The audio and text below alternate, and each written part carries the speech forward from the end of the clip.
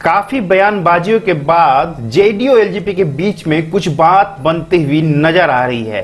पिछले सोमवार को 10 मिनट तक बात हुई थी एलजेपी के चिराग पासवान और जेडीयू के नीतीश कुमार के बीच में। बात तो ऐसी आ रही है कि सीटों के गठबंधन में कुछ बात तय हुई है, साथ में डिप्टी सीएम की भी राह इजी होते हुए नजर आ रही है लोजपा के लिए।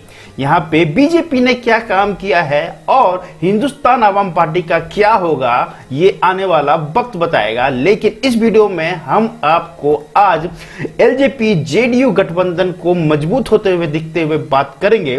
बीजेपी कितने सीटों के लिए रेडी हो चुकी है, ओवरऑल एनडीए में कितना सीट किसके खाते में जाते हुए नजर आ रहा है। नमस्कार, ए स्पेस के स्पेशल बुलेटिन में आपका स्वागत है। बिहार विधानसभा चुनाव 2 गुट में बढ़ चुके हैं। महागठबंधन की बात होती है, वहां पे आरजेडी, कांग्रेस, वीआईपी, आरएलएसपी तो पक्की है। हिंदुस्तान अवाम पार्टी का अता पता नहीं है कि किधर जा रही है। ठीक एनडीए की बात करते हैं तो बीजेपी, जेडीयू और एलजेपी का गठबंधन तय है और यही बातों से ही आगे समझ में आएगा कि बिहार विधानसभा चुनाव किस रुख की ओर जा रहा है। वैसे आपको बता दें कि बिहार विधानसभा चुनाव का जो तिक्रम बनने वाला था उसमें थर्ड फ्रंट भी बनने की कयात हो रही थी, पर थर्ड फ्रंट का कयात मौसम वैज्ञानिक चिराग पासवान पहले ही समझ गए कि इस तरह से चलने से बड़ा नुकसान हो सकता है। बहरहाल इस वीडियो में हम एलजेपी, जेडीयू और बीजेपी गठबंधन की पूरी दास्तां सुनाएंगे। जैसे कि आपको पता है कि पिछले सोमवार को जब बात हुई जेडीयू एलजेपी के बीच में,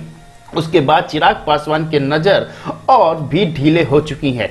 अब चाहते हैं कि सीटों की बात और डिप्टी सीएम के बात के कितने सीटों पे इनका कब्जा होगा वो भी क्लियर होते हुए हमें नजर आया है। बहरहाल बिहार विधानसभा चुनाव में जिस तरह से एलजेपी ने अपना रुख लिया था और नीतीश कुमार के लिए एक बड़ा पहाड़ खड़ा होने की तैयारी हो रही थी, वो यहाँ पे नजर आते हुए नहीं आ रहा है। या तो फिर आप कह सकते हैं कि नीतीश कुमार ने इसे भी समय रहते सॉल्व कर दिया है। रामविलास पासवान यहाँ पे भाप चुके थे कि थर्ड फ्रंट यदि बनता है तो डेफिनेटली वहां पे नीतीश कुमार के लिए एक मुसीबत हो सकती है, बीजेपी के लिए भी मुसीबत होगी, लेकिन किसी को पूर्ण बहुमत नहीं मिलेगा। उस स्थिति में यहाँ पे आरजेडी या फिर किसी और गठबंधन के साथ मिलने के बाद भी इनकी सरकार में रहना नहीं रहना तय नहीं कर पा रहा था। और ओवरऑल जिस तरह के कयात लगा रहे थे बिहार विधानसभा चुनाव 2020 को लेके, उस हिसाब से मुझे लग रहा था, हमारा ओपिनियन पोल भी बता रहा था कि पल्ला किसी वक्त भी बैठ सकता है। हाँ, यहाँ पे बीजेपी और जेडीयू के लिए एक बड़ा सा खेल था कि यदि एलजेपी को अपने से छटकते हुए देखते हैं तो बहुसंख्यक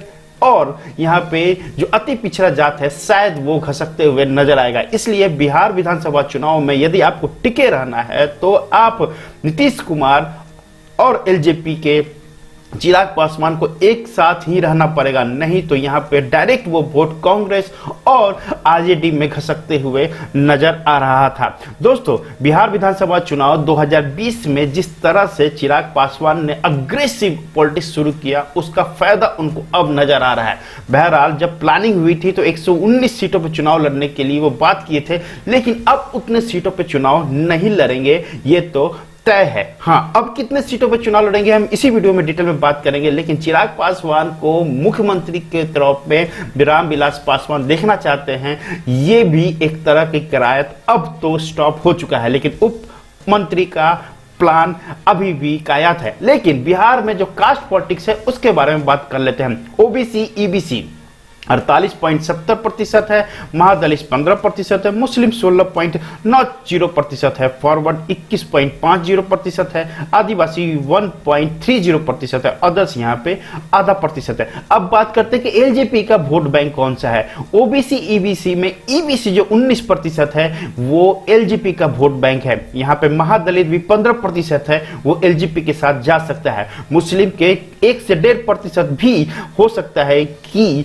एलजेपी के साथ जाए, और फॉरवर्ड कास्ट जहां पर बीजेपी और जेडीयू नहीं लड़ेगा वो डायरेक्ट वोट एलजेपी को जाएगा। तो उस हिसाब से यदि एलजेपी को आप अपने खाता से हटाते हैं, मतलब कि एनडीए अपने खाता से हटाती है, तो डेफिनेटली उनको कम से कम 10 से 11% वोट का नुकसान होगा और उस हिसाब से इनकी सरकार बनने में थोड़ी सी कमजोरी हो सकती है। देखिए 48% है, उसमें यादव कुर्मी जो हैं वो डायरेक्ट और इनडायरेक्ट जेडीयू और यादव में बढ़ जाएंगे। कुशवाहा कुछ पार्ट जरूर कुर्मीज और कुशवाहा हो सकता है कि जेडीयू के साथ चले जाए, लेकिन ईबीसी डेफिनेटली या तो वो कांग्रेस के साथ जाएगा, नहीं तो वो वीआईपी पार्टी और एलजेपी में जाएगी, ये तो तय है। महादलित 15%, जो इस हिसाब से मुझे लगता है कि पटना वाला जो क्षेत्र एरिया है उससे जो सटे हुए विधानसभा क्षेत्र हैं वहां पर डेफिनेटली महादलित एलजेपी को सपोर्ट करेगा। फॉरवर्ड कार्ड जहां पे बीजेपी और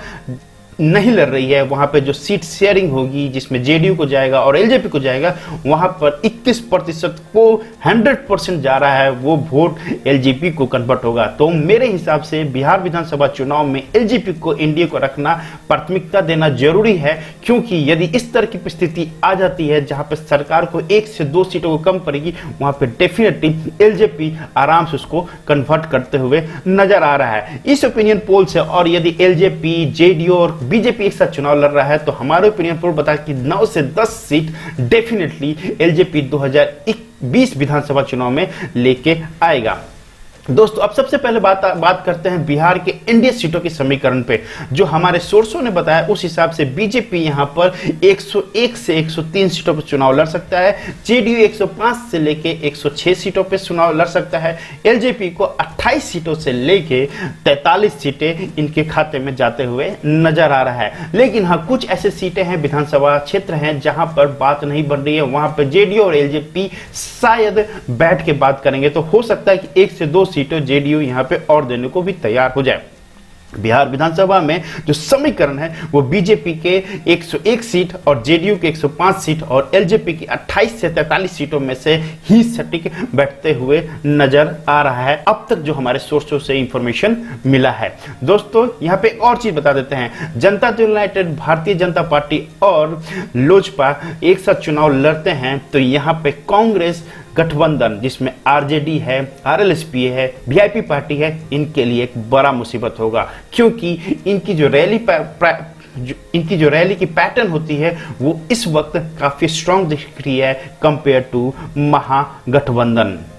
दोस्तों यदि इस परिस्थिति से चुनाव लड़ी जाती है जिसमें जनता दल यूनाइटेड 105 से 106 सीट पर चुनाव लड़ रही है, बीजेपी 101 सीट पे और लोजपा यहां पे 28 से लेकर 43 सीटों पर चुनाव लड़ रही है, तो उस स्थिति में बीजेपी को करीब 55 से 60 सीटें मिल सकती है, जेडीयू को भी 55 से 60 सीट मिलेगी और लोजपा को यहां पे 9 से 10 सीटें मिलती हुई नजर आ रही है हमारे ओपिनियन पोल से। दोस्तों ये वीडियो आपको कैसा लगा कमेंट में अपडेट कीजिएगा, लाइक कीजिए, शेयर कीजिए, सब्सक्राइब कीजिए, बेल आइकन को जरूर प्रेस कर लीजिएगा, हमारी तरफ से जो भी नया वीडियो है उसका नोटिफिकेशन आपको जरूर मिले। दोस्तों मिलते हैं अगले वीडियो में, तब तक के लिए जय बिहार।